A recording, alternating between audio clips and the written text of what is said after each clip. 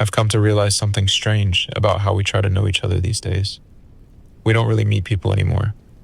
We gather them, piece by piece, like data.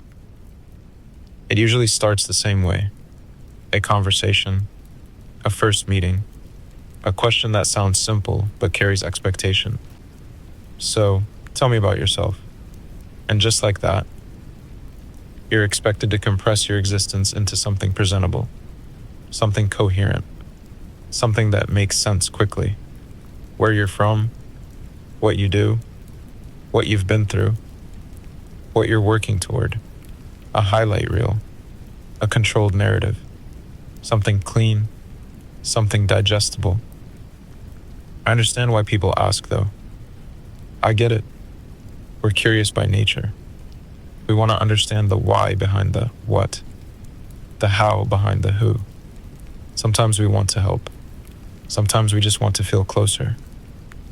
There's a tenderness in that, even when it misses the mark. I've heard it most from women I've known. That quiet, probing question, asked with soft eyes and careful timing. There's a lot you're not saying, isn't there? And there is. There always is, but not in the way they mean. I've never been the, let me tell you my story, get to know me type. First meeting coffee dates feel performative to me. Two people exchanging curated versions of themselves. Highlights, lowlights, packaged neatly for consumption. Let's unpack the last decade or so during this one sitting. That's not connecting. That's a transaction. And we've all learned how to do it. We've learned how to present ourselves in ways that make sense to other people. We know which details to include, which ones to soften, which ones to leave out entirely. We've learned how to translate our lives into information.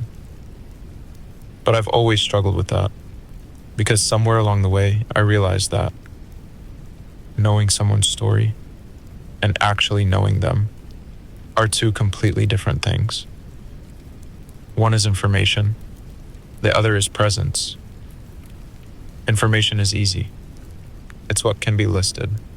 Facts, timelines, events, things that can be spoken, written, stored.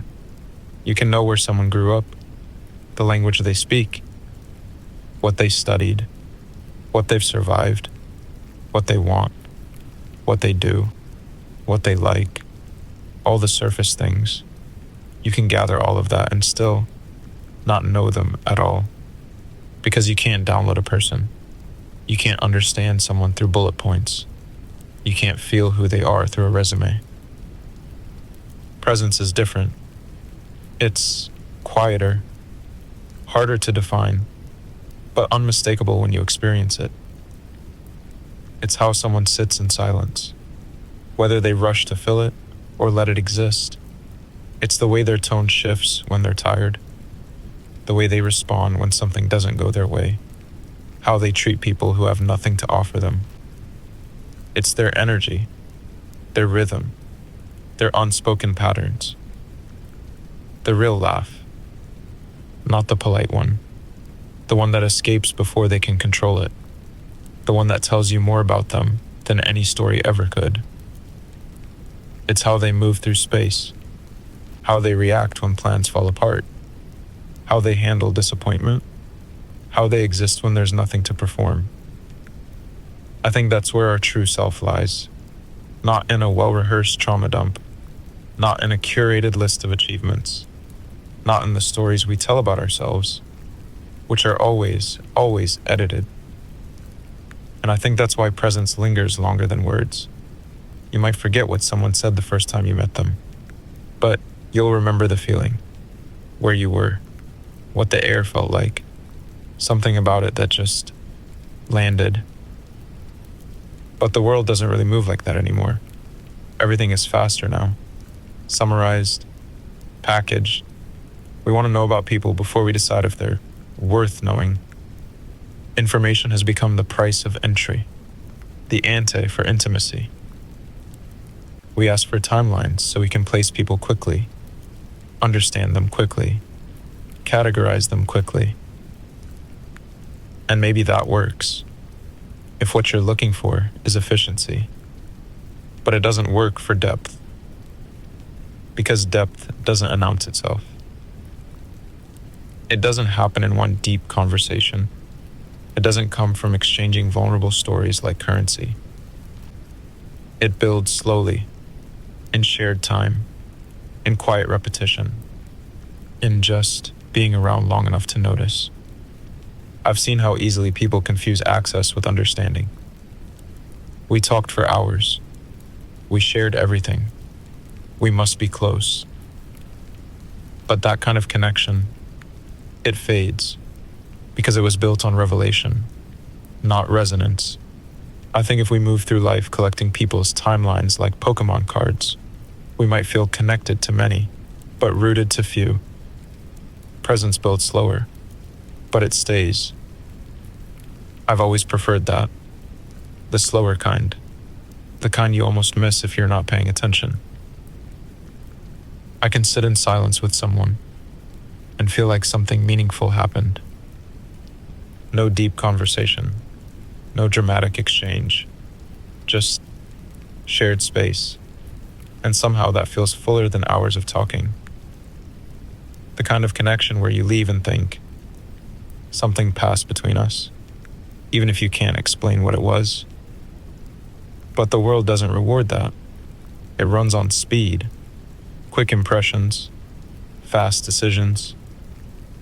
You swipe, you match, you exchange versions of yourselves, you decide, all before anyone's actually been in the same room, breathing the same air, learning the shape of each other's presence. And sometimes, I wish it were easier. Maybe if I could fake enthusiasm, play along with the script, offer my story in a clean, digestible way, give people something they can quickly understand. But trying to know people in 2026, it's exhausting, because everything starts to feel like a performance. If you share too much, you're the sad story. If you share too little, you're mysterious. If you don't perform vulnerability on cue, you're closed off, Mr. Nonchalant. So we learn to exist somewhere in between, present but not exposed, open but not easily defined. And sometimes I wonder how much of what we call connection now is just compatibility between narratives, not people. Because it's easy to align stories, much harder to align energy. It's easy to say the right things, much harder to be the right way consistently. And that's where proximity matters, because presence can't be faked for long, not in real time, not in shared space. You can edit a message, rewrite a sentence, control how you're perceived. But you can't edit how you exist moment to moment. You can't fake your energy indefinitely. You can't perform authenticity forever. Eventually, something real shows through. And I think that's what most of us be waiting for. Not someone who understands our story, but someone who recognizes our presence without needing the explanation. Someone whose mind runs parallel to yours, not because you explained it, but because it's built that way. Like walking into a crowded room and somehow finding the one person who sees the same things you do.